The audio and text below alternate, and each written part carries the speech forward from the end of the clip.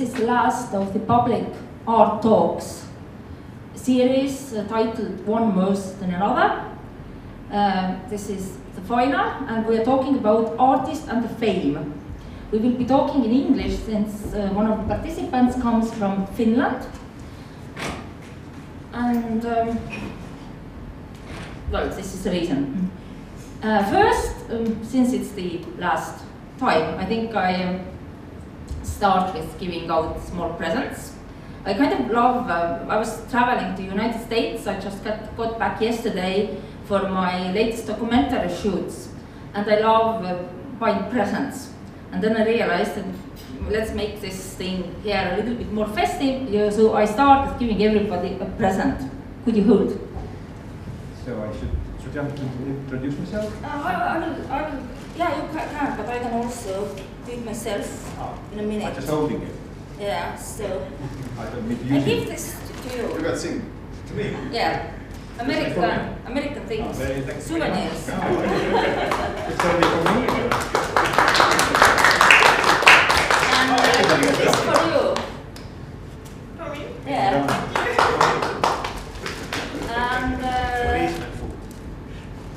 And I think Teet, you want honey lemon cough drops or this thing? Which one? Okay, so the cough drops go to Igor, who has been filming so nicely. And then I have the last thing to Pira. Where's Pira? Oh. Igor, this is for you. And this goes to Pira for helping to make it happen right throughout the year.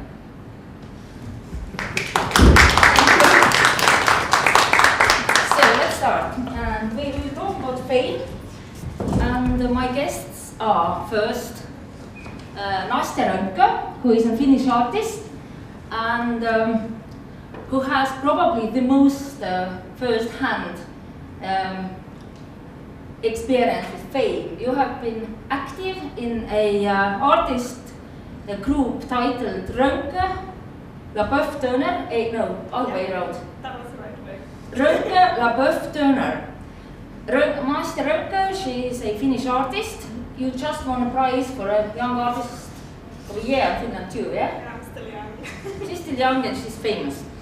And was it William Turner? Luke Turner, he's an art critic, yeah? I'm an artist. Artist who wrote a manifesto for transmodernism? Metamodernism. And Shia LaBeouf is a Hollywood star actor who became interested in performance art and started to cooperate with you guys. Basically, yeah. Yeah, so he's a big scale Hollywood actor. I saw him in this tennis movie, McEnroe and some other guy, Björn Borg, no? Björn Borg and McEnroe. It was a nice movie and he was playing the American tennisist. He has been playing in Hollywood action movies with people like Brad Pitt. So he's really, really famous. And with this art group, he has been, the stories about his performances, your performances, sorry, have been published even in Estonia in yellow papers, like, yeah, Õhtuleht, like Iltaleht, our Iltaleht, yeah. So, really first-hand experience with real fame. Then I have Marko Mäetamm, famous Estonian artist. I wouldn't say famous, but Estonian artist, that's for sure, and I've been, just to go briefly, I've been showing my work since the end of the 80s, and having had a chance to show here in local art scene and also abroad. So, but I never think I've ever seen or experienced anything that would be called fame or famous. But anyway, that's why I'm here. I'm interested in this topic. Where does it go? And so I don't feel like I'm part of this fame industry at all. Yeah, but yeah. Then I have Teet Raudsepp, a very good friend of mine from Tartu. We actually wanted to ask Estonian artist living in Tartu, Kiva, and Kulka, Estonian Endowment of Culture, gave us also the money for our transportation from Tartu. Kiva could not come, he is abroad at the moment, and I decided who to ask from Tartu, and then I realized that I want my good friend Teet Raudsepp be here, although he's not famous at all. Or are you, Teet? No, I'm not, and I don't even think I'm an artist. Although I've been studying like in 3 different art schools. Like first one was in Pärnu, which was kind of like a performance art school, which I didn't finish because this school was like Estonian Academy of Art swallowed it, and kind of I had to go to Tallinn to finish the school, but didn't have money because it was kind of you had to pay for this. And so I went to like Ireland, it's a long story, and I didn't finish it. Ireland to be a construction worker. Yeah, during this also I studied like half year. I was an exchange student in Turku. I studied under famous like Estonian animator Priit Pärn. For only half year I was like Erasmus like exchange student. So like few years I was off, and then I've never been like I've done some exhibitions, but I've never been. I haven't considered myself as an artist because I've never had like. I think if you're an artist, you have to give it like 100%. I've never been like ready to give 100%. So later I also studied in art school, like 3D animation, and at the moment I'm kind of moving. 10 years I've been earning my living as a translator, and now I'm moving back into kind of art scene, so doing some project in 3D animation. But I don't consider it art, so Sandra is so sure I'm an artist, but I'm not. So that's my story. All right. Maybe let's start with the person most famous here. Tell us about your situation, your group. How did it all start? I think it's a really interesting story, and I remember like a friend of mine, your husband Ernest, truly. I remember how fascinated he was also by this phenomenon when she met you and you started dating. He said he was writing about it. So how did it all start? Well, I don't think I'm famous, first of all. No, this group thing. Yeah, so the famous person. The famous person. I work with the famous person. But I think it's really interesting how it started, because it all started online in the internet. Like, internet is so crazy. So basically, Shaya saw a text that Luke wrote and put online, and he really loved the text. So he emailed Luke and said, "I love your text." And Luke was like, "What?" And then they met in London, where they lived at the moment.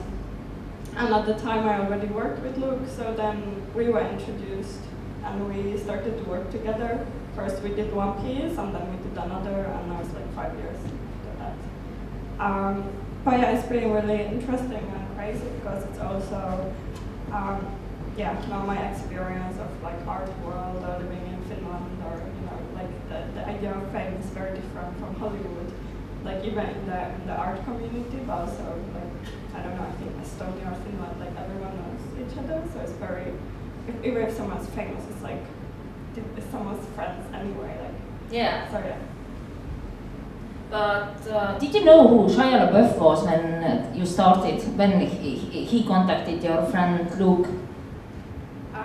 I'm kind of embarrassed, I didn't know, because, I don't know, I guess he wasn't, at the time, in the movies that I had been following, but then later he did like Nymphomaniac, so then... He was there? Oh fuck, I did not see it. I remember thinking of going to see it. Yeah, it's really good. So yeah, at the beginning I didn't know, and I think that actually really helped me to work together and like to get ideas, because I didn't have this package of already thinking I knew what he was, or like what he worked with.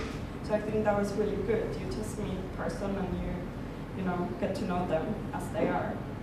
You don't have this image already. But you were making kind of classical performances, like dealing with continuity, repeating things, long duration things, durational performances. They seem to have quite a classic approach. Could you describe them? They were a little bit like Yoko Ono or Marina Abramovic performances, actually. So the first one was called #I'm Sorry, and it was very much about, I guess, his persona as an actor and this idea of like fame and what fame is. And then we really moved on, like later, into working with really like with people and like getting people together. So, but always through internet, always through like I guess risk. For example, this work we did called #TakeMeAnywhere. We like posted our coordinates in Twitter, and the idea was we were like hitchhiking through the internet, so anyone could pick us up in a car in US. And I think in a way that one of us was really well-known person, like public person, really helped like people to our works to get a lot of audience. But yeah, there is always element of the internet, I think, and social media that was really essential to us. I remember the stories about in Estonian evening papers about Hollywood star actor becoming a performance artist, but they never mentioned any others of you, two others of you. I think that's been really interesting also, because, for example, I think the first, because it's like a clickbait thing, isn't it? Like this crazy Hollywood actor is doing this, that, or the other. But then I think after a few years, you can't have the story anymore, because it's obvious that we have practice of like, I don't know, 10 plus works. So the story doesn't work anymore. But it's really common even now, like after years, that we are not mentioned as the authors, because I think it takes away from the clickbait story. So do you still work together? Yeah, but we had, well, I've been really busy with this Young Artist of the Year thing. How would you others comment on that story? Do you find it fascinating?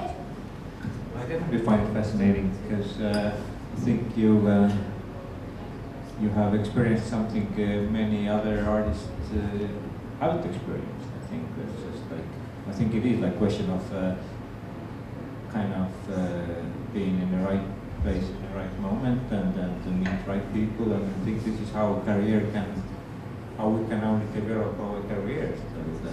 So I to believe that we can't really, in one hand, we can't really do much ourselves to help to develop our career as an artist or a musician or whatever somebody's doing, but it's more to do with help of other people, and who you happen to meet, who you happen to bump into on a corner or something like. I think this is what kind of takes us to the next level, or sometimes it takes us to the wrong through the wrong door, and sometimes it takes us through the right door. But definitely we can't do it alone, so we need people around, and we need to be lucky just to meet the person you can work with. And I think, yeah, so I definitely find it fascinating, to answer your question. Did you want to become famous when you were a young artist? I definitely wanted. Of course, I think this is part of the deal, because I wouldn't look at myself as somebody who knew what kind of life I would live as an artist when I was young. I didn't think of becoming an artist until the last grade of the high school, and then I couldn't even imagine what it would be to be an artist, because I'm coming from a small town, South Estonia, where there was no any artists around. But of course, I had some sort of some kind of unstoppable wish of being good in something. And in this small village, I was not good in anything. So I was not good at school, I was not very good at sports, I was not good at anything. So I was really, it was really pain in the ass, not being good in anything. And not being like a nice kind of alpha guy in a classroom. Nobody wanted to go and date with me, and I was not good at the stadium, at least when we had to do some sports. So I really found it, something happened to me when I only was kind of 17 or something, or getting 18. Then I suddenly discovered that I'm good at kind of I can draw, I can express. I found interest in drawing, and everybody suddenly looked at me like, oh, you can do this so good, and that kind of opened me up.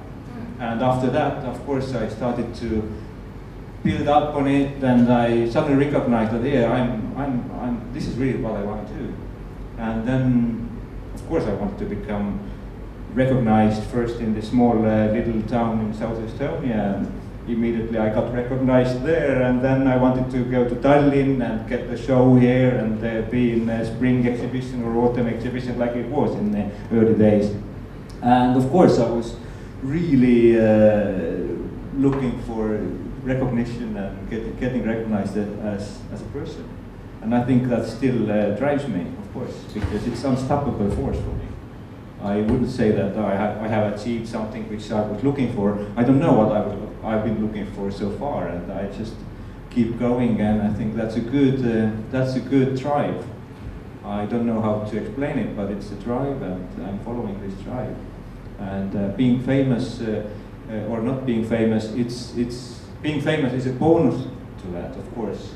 But first of all, you need to feel like you are doing something you really feel is right thing to do, and you can share it with other people. And if you're lucky, you get recognized. If you're lucky, you get known first in your small art world probably. And if you're even more lucky, then you may get recognized outside your art world. And then I think this is already something which can lead you to being famous. I can imagine if you are famous, then people, when you go to buy to groceries, people stare at you and then want to buy the same things. I don't know if it's good or bad, it never happened to me, but if it comes to me, then I probably don't like it, but I'm not looking for it, but I'm working towards it, I'm afraid, because this is the only thing I want to do. I want to work, and I want to show my work to other people. If it takes me to this point, if it doesn't take me to this point, it's out of my reach, and I'm not thinking of it actually. But I think it's also something which yeah. So I don't really think of it, and but the only thing I'm afraid of is one day I feel like I don't want to work anymore, and I feel like I'm getting tired. I hope. Right now I'm 53, so I don't have much to go anymore, because average age is kind of 80 something, and even less. So I hope I still have my kind of I have good sort of gear to go a couple of more 10 years, and if I'm getting recognized, if I'm getting famous, then it's only bonus of it, but I can easily live without it as well. Meanwhile, I got an ideas for later questions, and I have to mark them. Yeah? But meanwhile, you Teet can your comment. Did you ever wanted to get famous? And speak slowly, as you said, because you had to do the transcription and the translation to Estonian. You said you would try to speak as slowly as possible yourself. Okay, your turn. Yeah, because no subtitles get paid by a minute, not by the words. But I don't, yeah, maybe this is what I'm lacking, because as I said, I've been like in three different art schools, and this part, like getting famous, has never been a drive for me. Like this part, I like painting, I like doing art, but it's never been like, for me it's been like, you know, Peter Allikus play art with Marko in the same artist group. Peter was my teacher, and I looked at him, and it was really huge paintings, and it looked like really. I don't want to do this. Like you paint it, it's like real fun. It's really you get paid. It doesn't. To get famous and to get paid for this art, you have to do such a lot of work which you don't like. You have to like this huge oil paintings, this transportation, logistics. Like this is like insane. Like most of your time goes to this. It's not such like only fun. You just stay in your studio and you paint. For me, I think there is like a kind of course, you can't expect like in any kind of occupation, you can't expect like it's all fun. Of course, everywhere it's something. But for me, this level has been like there's more the things I don't want to do than the things which I would like to do. So this has been maybe why I'm not an artist. Because I think I was painting like for 2 years. I did some really serious painting at this Teet Raudsepp thought I have some talent. Maybe, sounds so good. Maybe but that's it. But I didn't really. Some guys like Thomas Kusing, who is now a famous like painter, and he copied actually. He came to the school. He had such a clear plan. I want to become famous artist, and it was quite.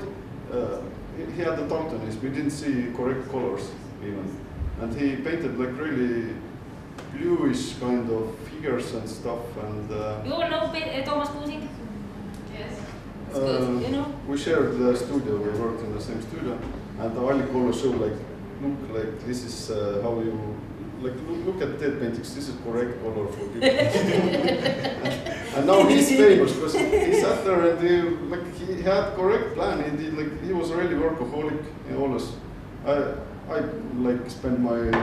I also like painted, but I didn't have any clear plan. How like this is my point now. This is my next point. This is what will happen. Like Thomas had always like this. What will happen and. Also, this like socializing with special people. I can't put on like a nice face just for getting, you know how to get on with this person, which I don't actually like. But if I kind of get on with him or her, so this will improve my possibilities in art world. I don't like this part at all. So I found this really annoying, and maybe this is maybe why I'm not artist. At least I don't think I'm artist. Yeah, actually you mentioned trying to get on with people and like being nice to them to like get ahead your career. Actually, I recently chose opposite direction. I'm criticizing things openly about art politics and part funding and open corruption cases, and this is also good. I get so much fan mail and almost non-hate mail, and and I even got a private prize for picking up fights openly on Facebook and mentioning corruption cases in art world in my interviews. So I got a prize, €1,000 from like private, for example. So this is also a good move, I think. And I think I'm pretty right about those things also. I'm not just like shooting in every direction. Yeah, it's a funny thing that also I got this prize 2 years ago, and it was given by a choreographer for like picking up fights and criticizing openly corruption in art world. And they said that I should, or somebody else should give out a private prize for whatever a year later. And I got together a committee, and we chose to give out 2 prizes.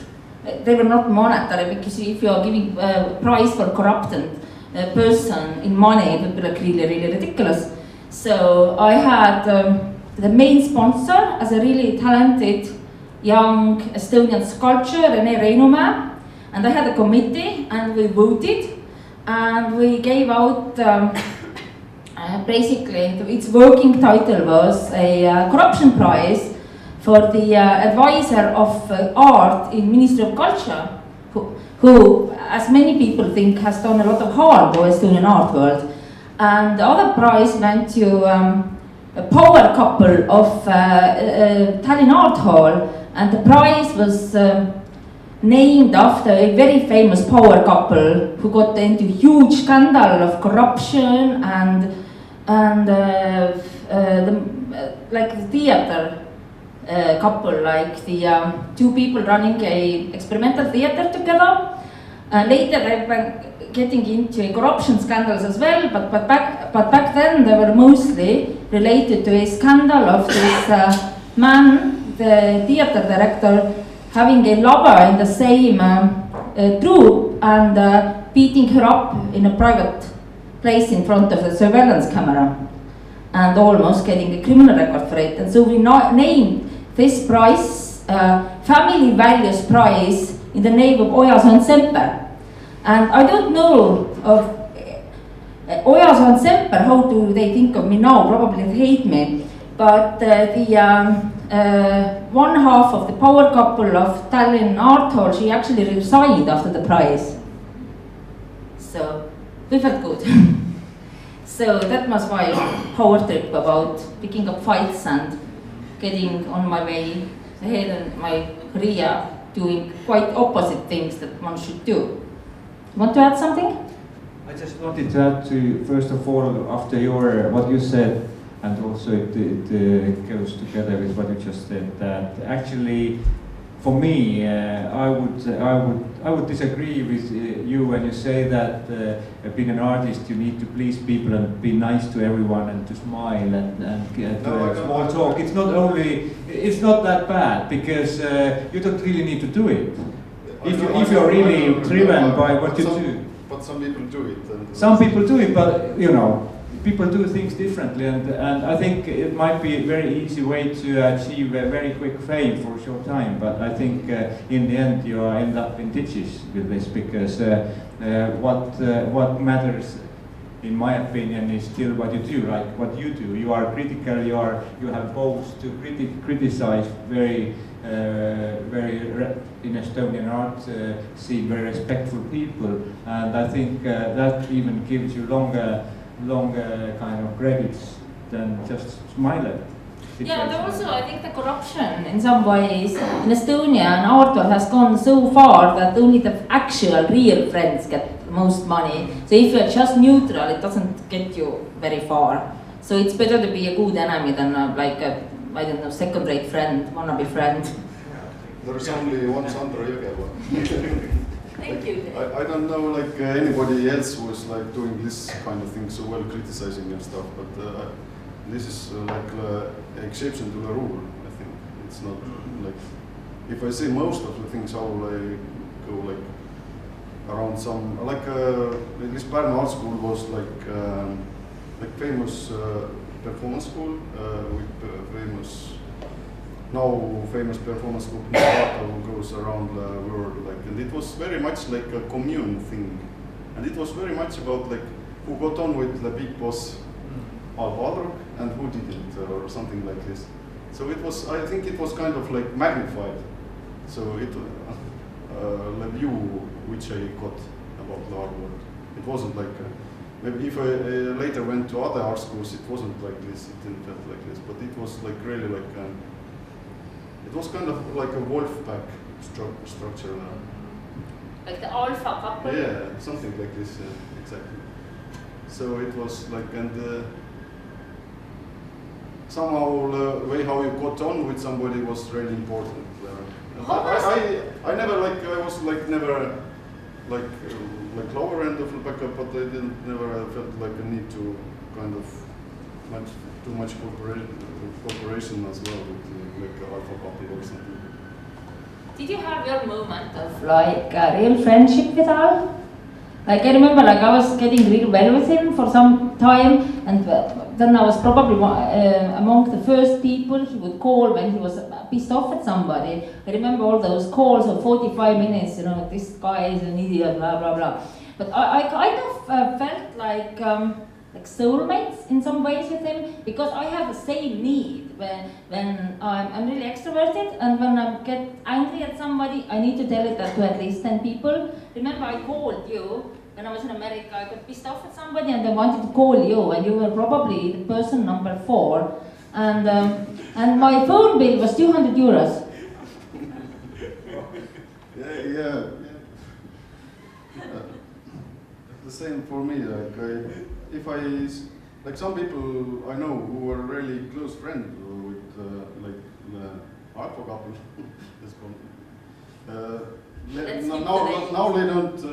they don't speak at all. But if I see Albalk friend, I don't have anything against. I am even thankful because this was the best art school possible in Estonia. I still think so. It was kind of, even if you didn't know anything about art, it was like put like head on into a bucket or something like this. This is art, man. And it really somehow it worked. Like it wasn't like. If you later have gone to like art school, like I see some people who are like lazing around with paints or something. There is no how to say it. There's no power. It was much more powerful, this kind of commune thing. But it's also this is this is the system where. Things come out more clearly. So I think, yeah, of course, you can get on in artwork without, like crawling up to somebody's arts. Of course you can, but you can also go around with somebody. Right. But many people crawl up to ours. That's what I wanted to say. Okay. What can you add about this? Yeah, it's hard to add anything. It's quite interesting because I don't know any of these people. Sorry. So I think. Sorry. Now I know all the dirty gossip. But I think it happens in every country. But like, I don't know. It just this whole like being little outside. Like I feel like everyone else knows these people. And it just made me think also like how isolated like fame or being successful is in different countries and different industries. Like like for example in Finland where I'm from, like everyone knows everyone in the art world. So like if you go to an opening, everyone, or if there is a big gossip about someone, everyone knows it. Like maybe the same way here, but these are like isolated worlds. Yeah. You know what I mean? And then yeah, it's really interesting how like you get like. Maybe famous in different communities. I don't know. I don't think I have like a point, but it just made me think because I hear so many names at art schools and things. I'm like, I don't know anything. Actually, I was doing a performance in Vilnius for Baltic Triennial pre-event, and I was collecting gossip stories. I had like. Application forms that everybody could anonymously submit a gossip story about Lithuanian art world, and then I was reading them in the end of the evening, reading out loud, and I was giving the prizes for the best gossip stories, and it was like really crazy stories, but I knew none of those people, and I remember like somebody like Kestutis and Lolita having a secret affair plus a secret child, and they were like the most influential people in Lithuanian art world. It would have been like somebody would tell that like Sirje Helme and Jan Toomik have a secret child or something. I don't know if it's possible because of their age difference, but though. And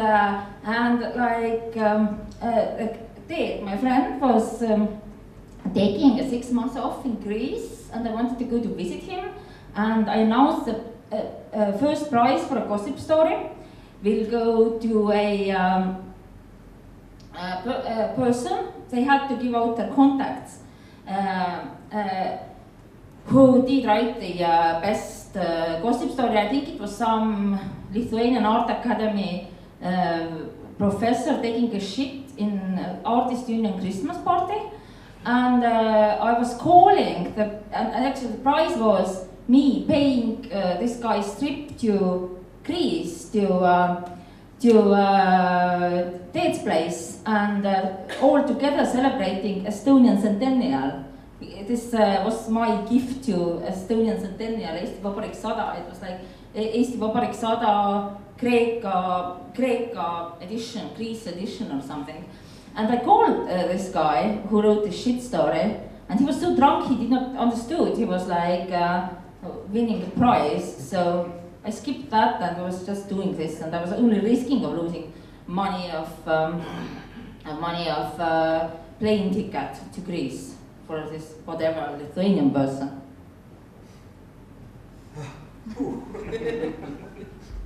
Was it too much?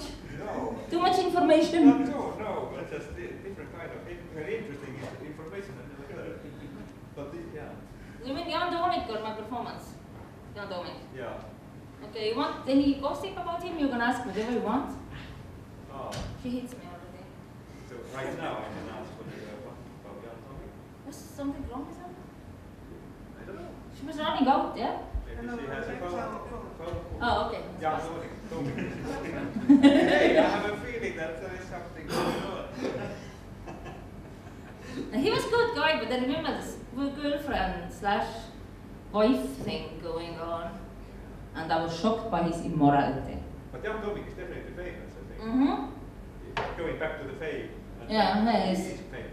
For shitting in a jar, a myth of Estonian art. That's what I when I was walking towards here, I was actually thinking that famous. I don't really know what to talk about. Then I suddenly was thinking that actually, yeah, famous person, somebody who can be called famous, should definitely be known more widely than just in his or her own sort of professional territory. Kind of, let's say you're an artist and you are okay. I can be known in Estonian art world or in Europe or wherever, but in the art world. But it doesn't make me famous. It makes me famous if other people from some other worlds, other territories, doing something else also know you. And Toomik is definitely probably one known and only Estonian artist almost everybody knows because of this strange work that he has done once, long time ago, putting his own excrements out and I think it's lucky or not lucky, but everybody knows him because of this. Of course, he's getting already fed up with this already for many years, but this is his that brought him to everybody's conscience. Let's lighten up atmosphere. So, if somebody wants a drink, it's on me, of the participants. No, you're gonna be drunk. Yeah, it's good. Beer for him, double wine for her, and one vodka for me. Is it okay? Can I Can have you- a gin tonic? Gin tonic for him. Instead of beer. And also, Beer like, makes me- okay, and while she's serving drinks, and I'm going to the toilet, actually, something beautiful to look at. Teet was mentioning Teet Raudsepp several times, and actually I posted his painting. I'm buying it in parts, like I already paid for half of it. And it's one of his most influential paintings. And I did not get a very good picture of it, but it's with the penis and the chicken. And it's huge, it's like 3 meters. And yeah, you can like pass it. Yeah, I will buy it, and it will be in my father's quite small Palamara apartment. But my father says he thinks this painting will cost $1 million. Yeah, and so it's really beautiful. Look, I pass it around. This is what I bought. Yeah. So I was amazed that he still have it. Has it? Being well known definitely doesn't mean that people want to buy. Exactly what it is. You can be known, you can be Kind of known or famous in your own small community, but it doesn't mean that everybody is buying your works, and it is completely two different things. And it's also in Finland, I think, and also in every country. I mean, those are very fortunate who get it to the next level, and everybody wants to grab your work, and everybody wants to pay you. And that's what can be called famous, but otherwise it's just known. Yeah, I thought like when I think about the idea of fame, like I feel like okay, if somebody walks in a village in Japan or Chile or anywhere in the world and people recognize them, that's like famous. Yeah. That sense. So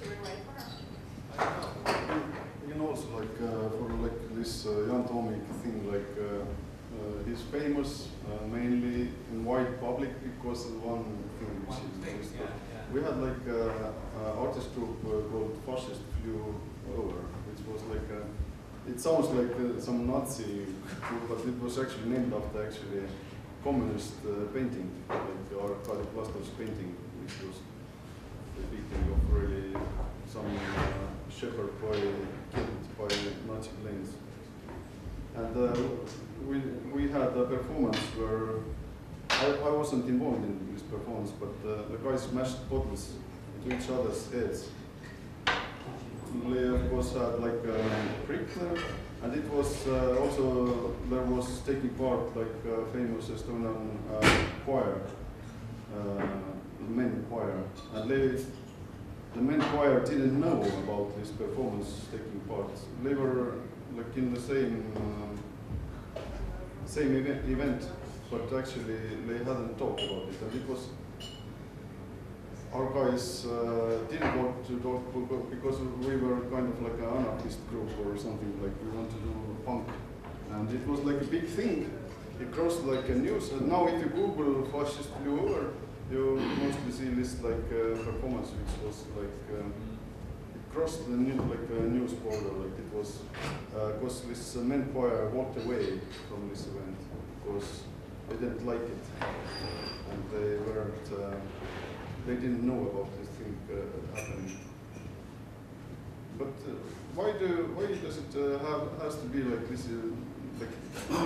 But we all know like some old artists, like Leonardo da Vinci or Michelangelo. They were just talented. Like nowadays, if you're just talented, you don't get like nobody like. Of course, you're known in like artist world, but.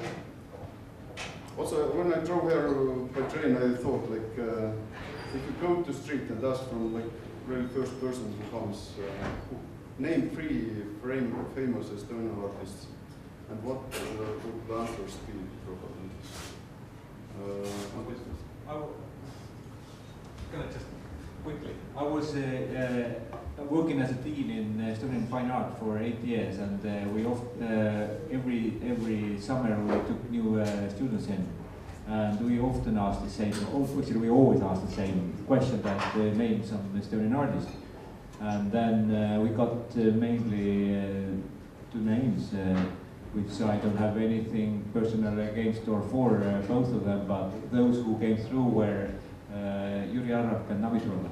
But that's it. That's yeah. what I thought. I thought about some more Tauno Kangro maybe, and guys like this, like Navi Trolla, of course. Yeah. Edward von Lõngus, who is like basically Fancy Koki. Some like not really, or some old, like Jüri Arrak, or maybe from some older people would name maybe Ronald Lapin and Raul Meel from like Soviet times. I don't think like, you're famous for like Estonian circles, like and Sandra is maybe even more known like in white circles because it's not only an artist, he's writing some articles and books as well. But yeah, I don't. It's not so easy to be famous just being artist and doing your thing good. If you don't kind of do something stupid or I don't know. I don't call it even stupid. It's something like extra, something extra to get famous. If you want to get famous, you should not. If you want to get famous, you should not becoming an artist actually, because the artist is a shitty, heavy thing to go and live with. So I think there are many other ways to become kind of 15 minutes fame, or at least some sort of tabloid will write about you. And I think what you said about Leonardo da Vinci or Michelangelo, I don't think they were just talented. They were really hell of a talented, and they were hell of a hard-working people too. And they were really lucky for some lucky kind of incident or accident or whatever to become kind of as known as they are right now. Because I think there were many as talented as they were, but we don't just know that. Yeah, I don't think it's about talent or even skill. Like for example, I read this really interesting article in New York Times a while ago that a lot of elderly artists who are black or who are women are really recognized in America now because it's like, you know, obviously the world is really fucked up, so they haven't got recognition in the last 60 years. So now people are like, oh, actually, this person has been working for like forever, and his or her work is amazing, and now they get, I guess, what they deserve. So I really don't think it's necessarily about like talented, or it's a lot about how lucky you are. Yeah. Power structures? Yeah, and the structures, power structures definitely, and how society is wherever you are born or things like that. So I think it's quite like slippery territory in that way. Yeah, actually, I wanted to ask you, how was the power structure in your group? Did the person who had the most fame and money have some sort of, I don't know, priority seating? How did you travel to a festival? Did he fly in first class, business class? What about the rest of you? That's really interesting, actually, question, because we always really try to be open about that it's like equal group, so we all do as much as the other one, and we all have the ideas together, and it's 3 of us. And I remember one place was like booking us tickets and like flying one of us first class, the other ones not. And they were like, wait, no, like that's not okay. It's like one way or another. He was paid for the extra? No, it was the venue. Ah. Yeah, no. They automatically wanted to fly him in business class because he's famous? Yeah. And the rest of the group, even though we're like, no, we are all the same. It's like whatever group there is. So I find that really interesting, because that it's not about like if you fly business or not. It's about the value that you're putting into, like, or the idea that you have about the work, I guess, essentially. And there is a question I wanted to ask you. Your I think longest lasting period in your life is your narrative artworks in different mediums, where you are getting rid of your children and wife. You're getting rid of your family. You're killing them in like multiple ways. I guess hundreds of different ways. Exactly, like different mediums. My favorite are the wallpapers and porcelain things. But what is your wife doing for work? How does she live with this? How she was first reacting, and how it has developed? What is she doing first? She studied art history in Tallinn Art Academy, and now she works for Maarjamäe Estonian History Museum. Film museum or the? No, the furniture kind of part. But yeah, it's not easy to explain and answer with just very 1 or 2 words, because well, first of all, we know each other from 1990, so she has seen me in all different varieties, and we know each other so well. So I think the way she sees the processes I'm going through as an artist or in my life is totally different from even how I can see them, because she has her own opinion about me, of course, and I don't know what it is, but we are living together. Of course, because I can ask and she can explain, but words are one thing, but the real thing is another thing. So we work together. It kind of does kind of, let's say, how to say it, the atmosphere works, and then I don't really need to know in detail how you put your ideas or thoughts in words, and we don't discuss what we think about each other every night. So why on earth should we know in detail what we think about each other? We feel each other, and the other thing is, because thinking is only coming second rate. Feeling is one thing. If the feeling is okay, then why on earth should we talk about thinking then? Should we applaud to this answer? I think it's very nice. Words can ruin things. So So, but what I'm doing as an artist is she knows exactly why I was doing it, because we haven't had only good times, we've had bad times and good times again and bad times. So my works are mostly resonating or reflecting my life. So they're coming quite directly from what I'm living through, or what us as a family or a couple is going through. So I think it's very good that I'm doing these works, but because of this we are still together, and it's kind of like ventilating your house, the way I can use all these topics in my work. And by the way, each time I make a new piece, I first show it to my wife and ask how you feel about it. And if she feels bad, then I have to or put it away or keep working, so that she's kind of my first critic too. So we are kind of sharing my art practice very tightly, actually. Do you remember her first reaction to the killing spree of the family, like in 2005 or something? No, it started with one vivid dream. My very first work about killing my family was actually the video which I was showing in my Venice biennial project 2007, which was called No Title, and it was text-based work with only one sentence after another. And then it told a story about how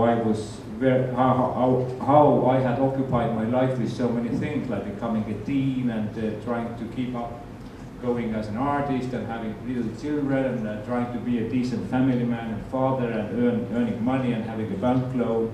And then suddenly I met it just completely accidentally. I met one scientist who offered me help.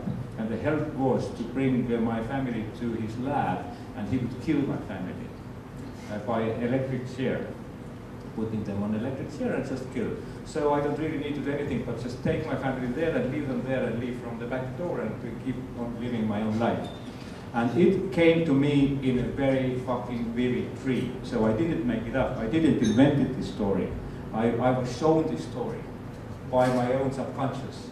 So it was the most terrible thing to live through for me. It's like you suddenly see yourself in a mirror.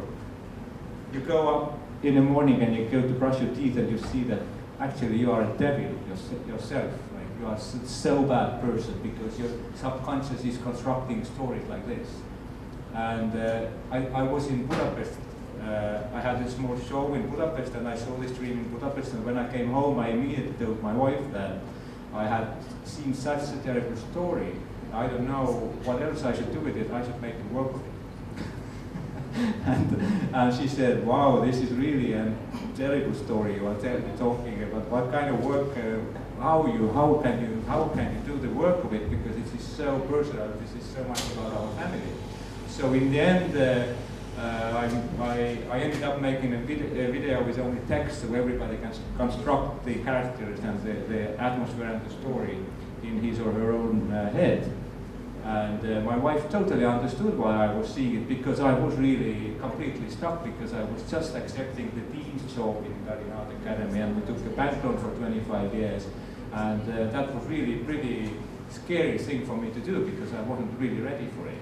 And so it all came through from my life, and I just I think, and after I had a show in Venice 2007, where this work was in the center point and the other works were around it, about killing this way and that way, and the small animation where the Axeman is running after the family. It was called Family, and the family never gets killed but running after the Axeman again, and so on, kind of a looping. So I suddenly recognized that this topic really resonates with so many people, and it really helped me to understand myself and my own life. So I kept going with this topic since then. And only now I feel, because my children are growing big, and I don't really feel that way anymore than I felt in 2006 or 2007. So only now I feel like it's kind of easing it up a bit, and I can also look around and deal with some other topics. But it was really like self-curing or completed self-therapy. So I never hide this fact that it was self-therapy, and I think art and music and everything is anyway. How vividly it shows to other people or not, but I think mine was really helping me, and everybody was asking, oh, you keep killing your family, why are you using your family? Then I always ask, whose family I should use them?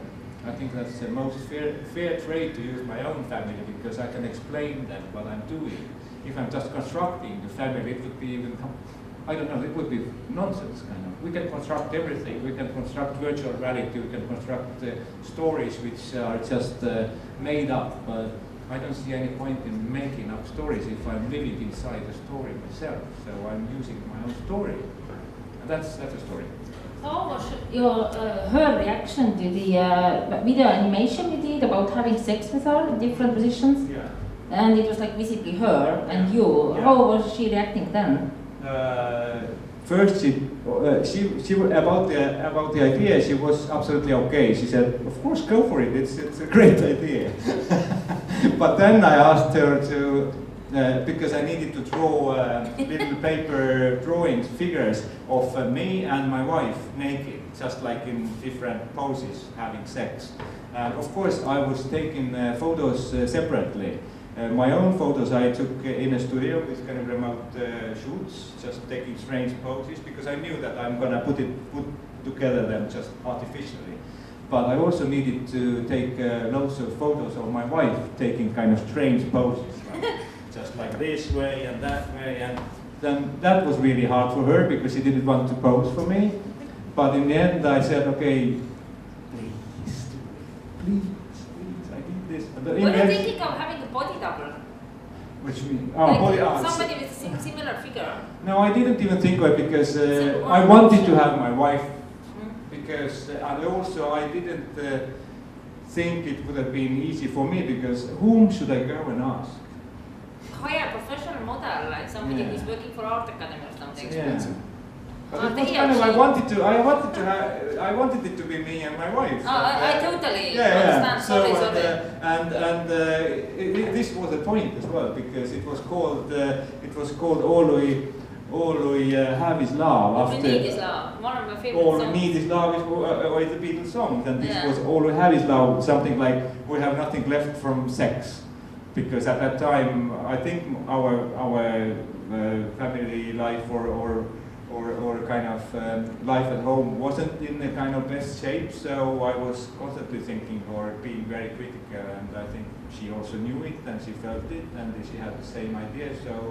So we both knew what I was doing, and but again, when somebody is looking at the work, he or she doesn't need to know that this is my personal thing, and he or she doesn't need to know that I was having difficult time. This is another thing, and but if somebody wants to know, I always openly talk about it, because I'm not. This is not my secret or something. It's like it's my life. Do you think sex is an expression of love? I don't know if it's an expression of love. I don't think so, but it's. I think it comes somehow. It's quite close. It can be close to love, but it can also be without love completely. I think sex is way. There are so many different ways of sex.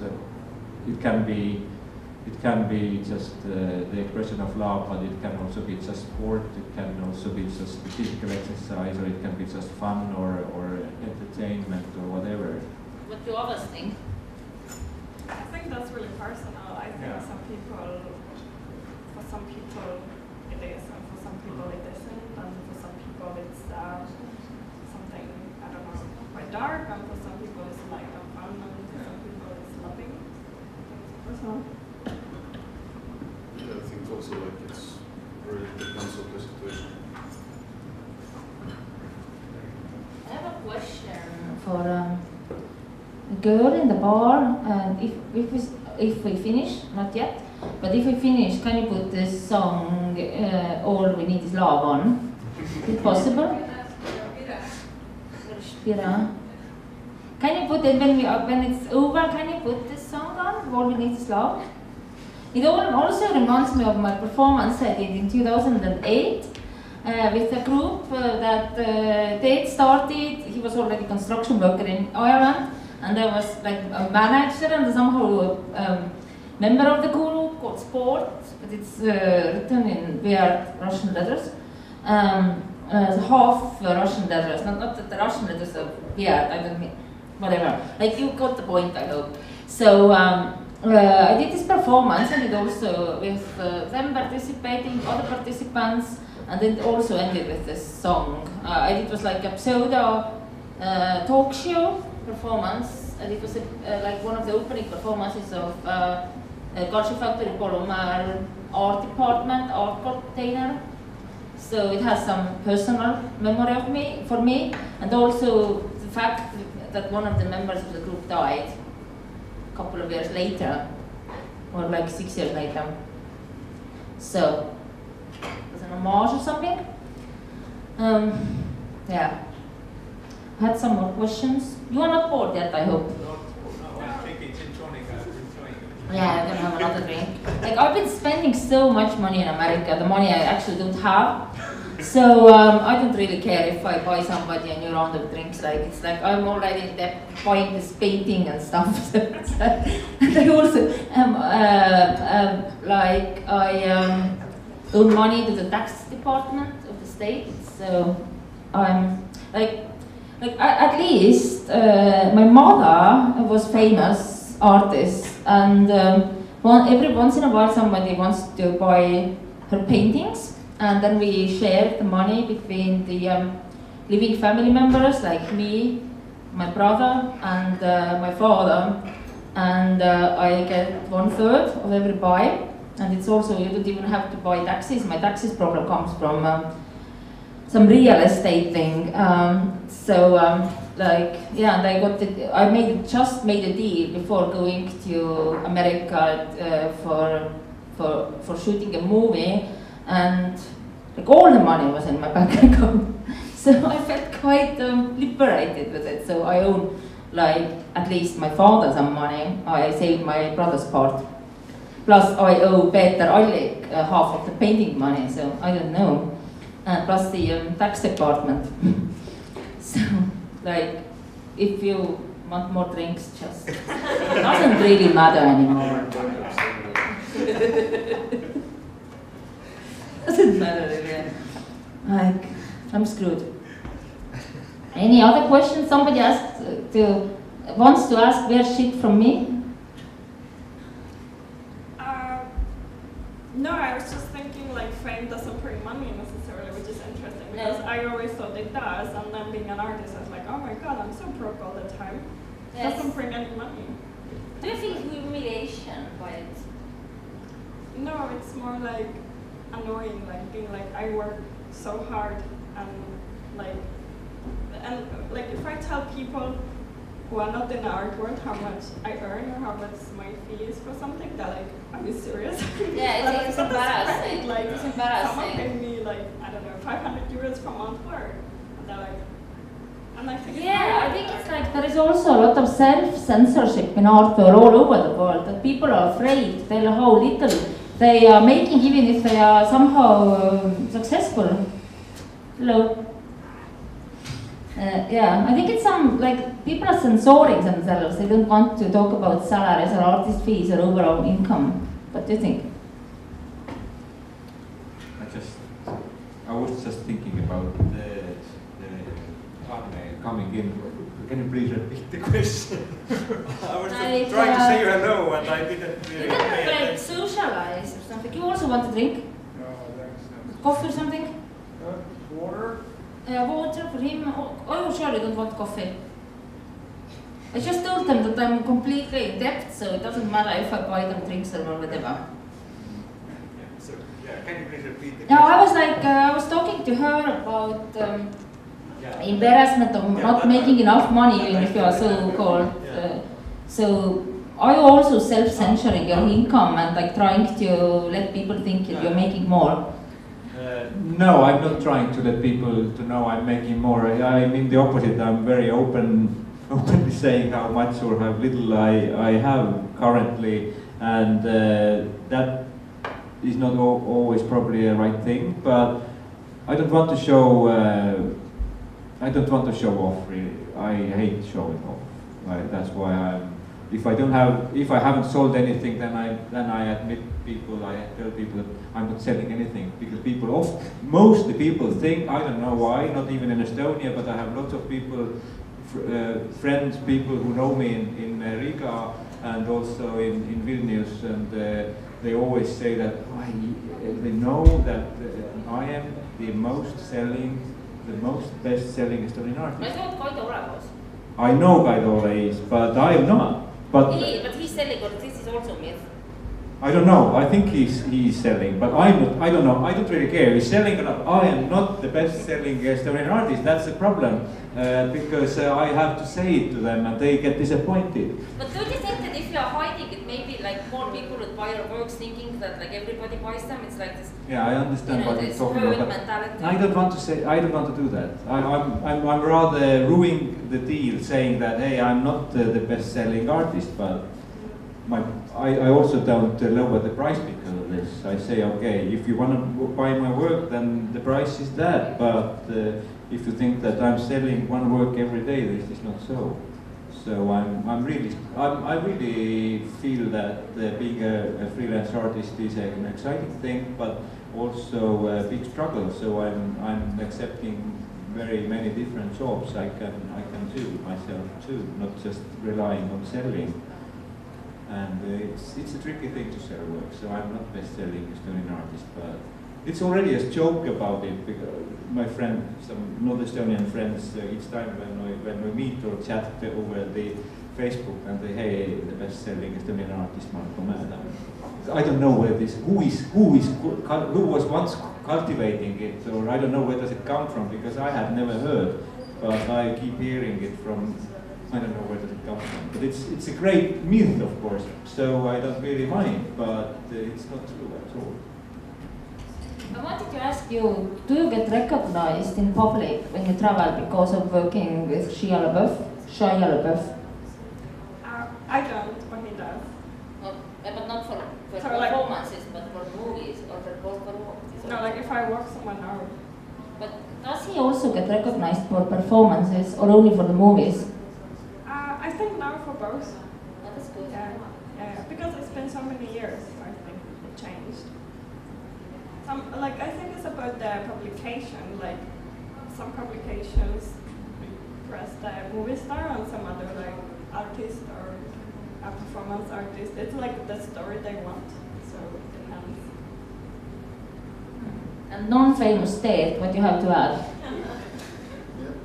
I don't know. About the Shia LaBeouf, I've translated about all Transformer movies. I didn't really like it. So somehow, as I translated the first, the company thought I'm okay to translate all others as well. But yeah, it's somehow I thought about Sandra's question about this Shia LaBeouf reminded me like Monty Python sketch about like Arthur Touchet or something, where some composer is interviewed, and there is a picture of two shades behind him, and his name is Arthur Touchet, and all the talk is going towards why he's planning to buy another shade, or does he own already like two shades, and nobody really gives a shit about his work as a composer, and he gets really pissed off. If you're really famous about one thing, I think it's really hard to get famous. I did not get the sheet part. I think that shade. Two shade. Like two wooden shades. Not the sheet. Okay, Arthur Touchet. Okay. YouTube. That's a sketch. Okay. What was I gonna say? No, I think that the famous people I know, or the famous well-known people I know, are not happy about the fame. Like, just generally, I think it's like something that comes with someone's job or thing, and it's not necessarily good. Actually, I don't know anyone who's like actually likes it. At the end of the day, I think that people like the idea, but then the actual reality is quite hardcore. That's what I think. Do you have any real famous people you would really like to meet? They're all dead. I like to meet some artists who are dead, like Anna Mendieta and Leonard Carrington. I love their work, but yeah, they're dead. Teet. Sorry? Teet, are there any famous, really famous people you would like to meet?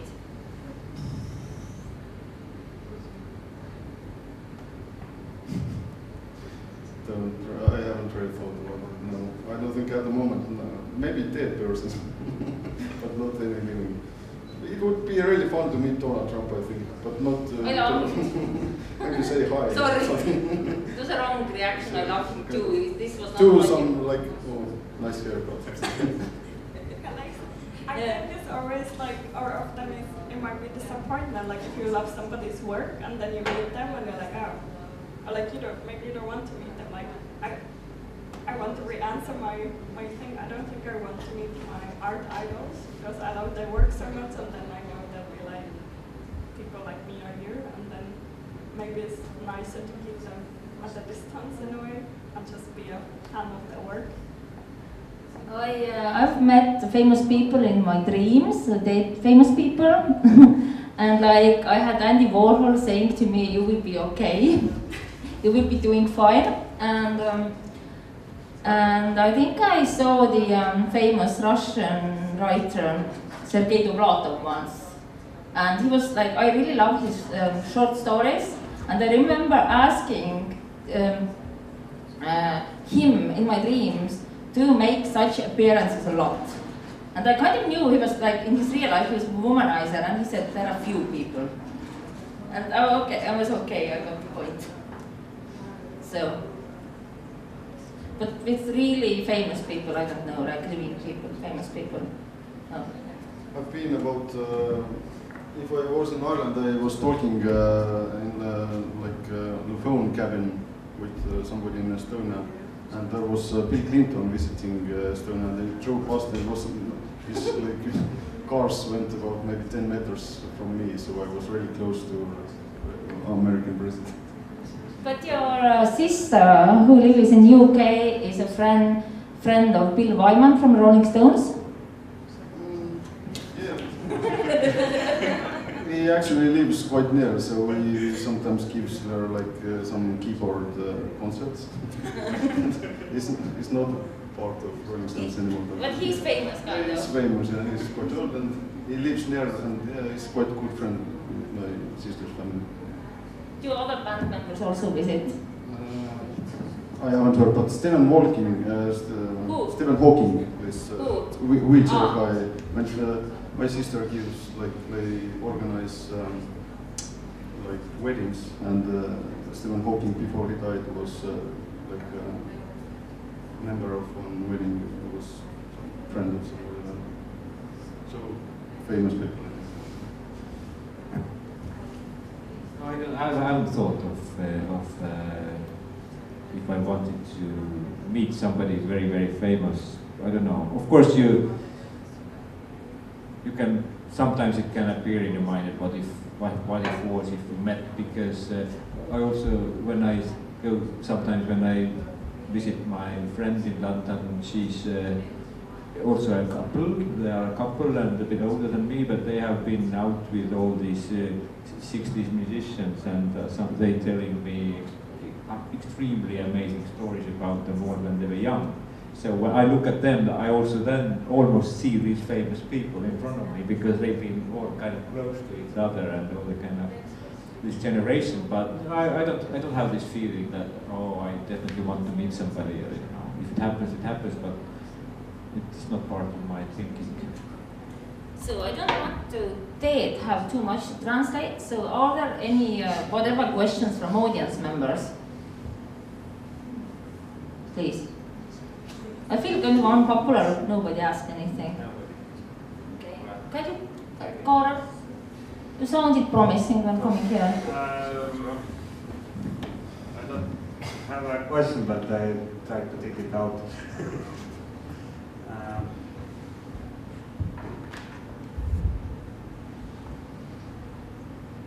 Are you famous? So I should ask questions for you, not you for me.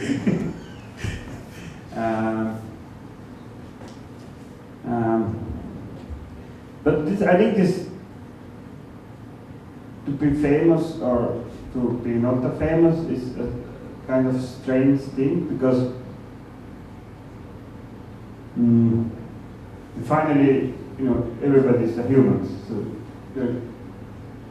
even the very famous people are from somebody's the neighbormans, like your sister had this Rolling Stones people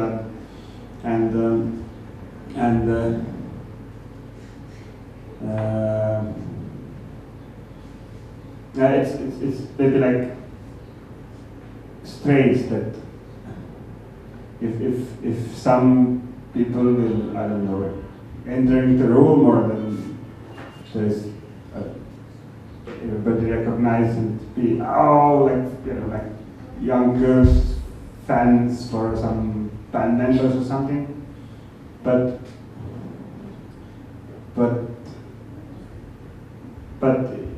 yeah, it's strange. Like if you think for those famous people only like as a famous people, because they are like kind of normal people also, and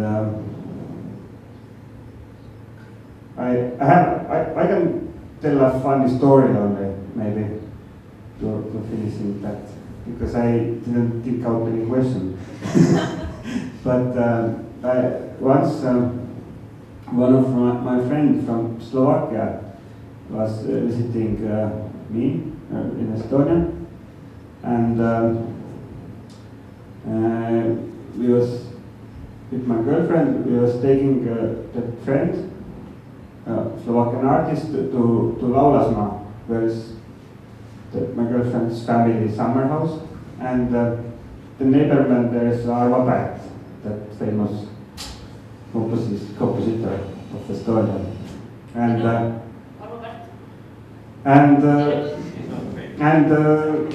yeah, that they just get there with the car, and I was saying, okay, this is the house, that way is a forest, that way is the sea, that way is no, it was the next house, and there was being one composer, and I was going on with my talk, and then the friend make a joke that, oh, who is it? That famous composer, Arvo Pärt? I said, yeah, exactly. And I didn't put any attention for that, because, what is strange is that information. and then I get to understand one point that Slovakian friend didn't believe it. He was thinking I make some kind of joke, like it's not true. and then I, like maybe an hour later, was walking around there, and I said, and she was started to tell me that how important is the music what that composer is doing for her, and she's listening in important moments of his life, the music and like that, and she still was thinking that I was making a joke, and then I said, okay, let's go to. I'm not personally know that composer. I meet in the forest and say hello, but not a close friends. And I said, okay, but yeah, I can see that. So the house of that, and it's just some trees between, and let's go to where is the border of the land, and you can see, and then we were standing in the forest, and as Arvo Pärt was coming out from the house, just an old man had some kind of lackey hat in the head, and I don't know, going from the house to the sauna or back or something. And I said, look, this is Arvo Pärt. And then I understand that probably she still didn't believe it. Because, yeah, maybe for very famous people, it's like, yeah, some people think they are like from some other world or something, but actually they are not somebody's neighbormans or something like that. I don't know how good I was telling it. Please continue. She will come out of the bathroom and I will go down. You have to say something. I can give a little follow-up on this story because I know now they give up, like if they go to somebody's birthdays, they give out some bottles with seawater and there's a label on it. There is a possibility with teine in this water. But that's her girlfriend's project. So that's good to have famous neighbors.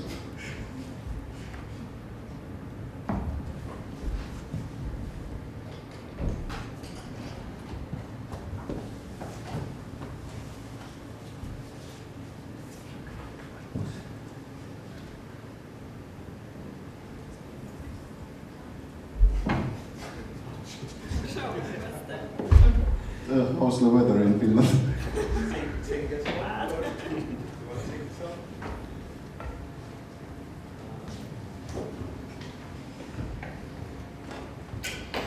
You as a famous artist, how have you felt you're not the most sold artist in Estonia, but one of the most sold, maybe. Maybe. So have you had like any difficult times to really you also feel like near bankruptcy like Sandra here? Oh. Most of the times. Right now I'm on this. I'm having this artist salary for 3 years, and I'm very privileged. I've applied for 2 times, and on the 3rd time I received it. So I'm very thankful. But before that, it always has been kind of on the edge, because I have a wife and 2 children, so that makes it different. On my own, I would be rich already because I'm not spending much money. I don't need much. But with the family, you can't avoid kind of costs. So so it is basically the most. This is the topic that is occupying your head most of the time, of course. I've learned to live with it. When I became freelance, at first it was really kind of traumatic to live in this kind of honest, thin ice. But now I've learned that if you keep your mind open, then help comes somehow. In the last minute, somebody buys your work or something happens. It's interesting. This is how it is. Any other famous last words?